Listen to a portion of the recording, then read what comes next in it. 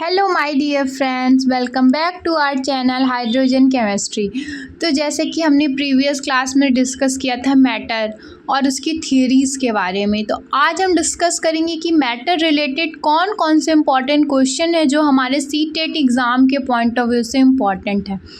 तो चलिए हम डिस्कस करते हैं। और हाँ, अगर आप मैटर के थियरी पार्ट को देखना चाहते हैं तो आप प्लीज़ हमारी प्रीवियस वीडियो को एक बार देख के ज़रूर आइए। तो चलिए स्टार्ट करते हैं। सबसे पहले तो which of the following has defined shape and volume. Shape और वॉल्यूम किस में डिफाइंड होता है, मतलब किसका फिक्स्ड शेप और वॉल्यूम होता है? गैसेस का, लिक्विड का, सॉलिड का और प्लाज्मा का। तो ऐसा कौन है जिसका शेप एंड वॉल्यूम डिफाइंड होता है? जिसका करेक्ट आंसर है सॉलिड। सॉलिड का शेप और वॉल्यूम दोनों डिफाइंड होता है। तो हम डिस्कस करेंगे अपना second question. Intermolecular force of attraction is maximum. Intermolecular forces मतलब जो पार्टिकल्स हैं किसी भी एटम या मैटर में, उनमें इंटरमॉलिक्यूलर, उनके बीच में जो फोर्स ऑफ अट्रैक्शन है किसमें सबसे पास होता है?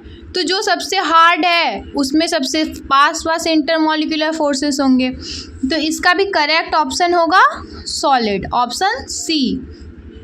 हम डिस्कस करेंगे अब अपना third question. Not a physical property of matter. इनमें से कौन सी फिजिकल प्रॉपर्टी नहीं है, मतलब इसको हिंदी में बोले तो भौतिक अवस्था नहीं है किसी भी मैटर की? कलर, डेंसिटी, सॉल्युबिलिटी और बर्निंग जो कि फिजिकल प्रॉपर्टी नहीं है, वो क्या है? वो एक केमिकल प्रॉपर्टी है। तो इस क्वेश्चन का करेक्ट आंसर होगा डी ऑप्शन।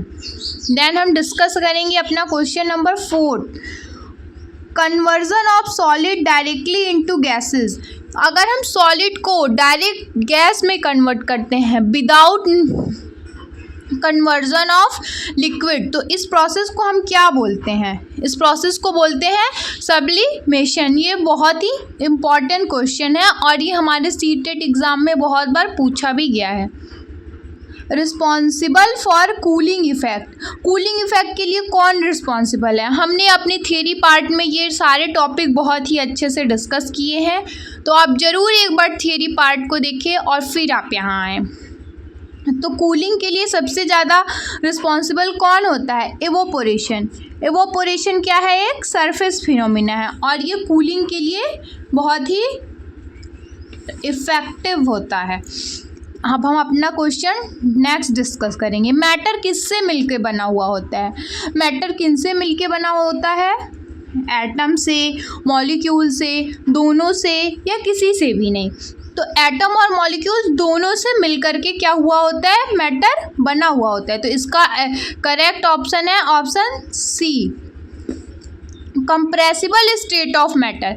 कंप्रेसिबल स्टेट का मतलब होता है कि ऐसा कौन सा मैटर का स्टेट है जिसे हम कंप्रेस कर सकते हैं, मतलब दबा सकते हैं, हम उसके शेप को चेंज कर सकते हैं, वॉल्यूम को चेंज कर सकते हैं, उसका कोई डिफिनिट शेप और वॉल्यूम नहीं होता है। तो ऐसा कौन होता है?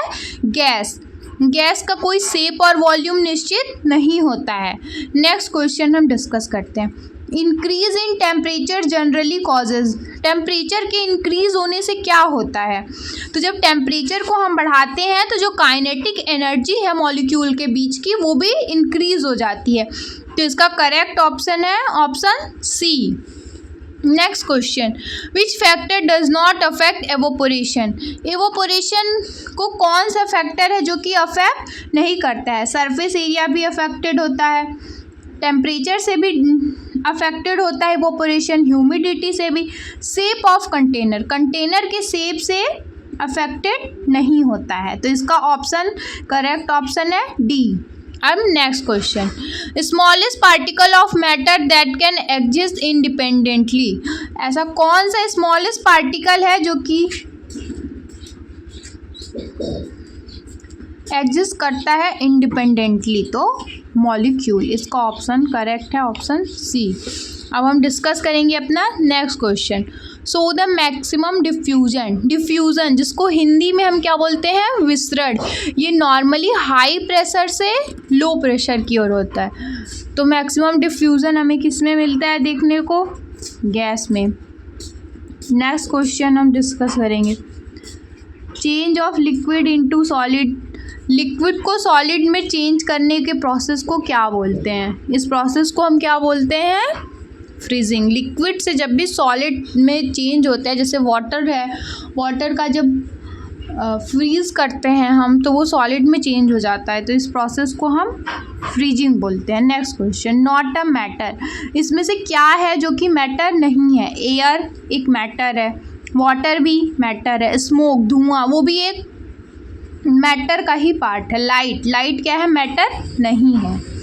डिफ्यूज़न, सबसे ज़्यादा डिफ्यूज़न कहाँ होगा? सबसे ज़्यादा डिफ्यूज़न जहाँ पे सारे एटम्स ऑफ मॉलिक्यूल बहुत दूर दूर होंगे वहाँ पे डिफ्यूज़न सबसे फास्ट होगा। तो सबसे तेज़ डिफ्यूज़न कहाँ पे होगा? गैसेस में। Which of the following show sublimation. Sublimation कहाँ पे होगा? कौन सा मॉलिक्यूल है जिसमें सब्लिमेशन होगा? और हाँ, आप कमेंट में ज़रूर बताएं कि व्हाट इज़ अ सब्लिमेशन। तो सब्लिमेशन कहाँ पे दिखता है? कैम्फर यानी कि कपूर में।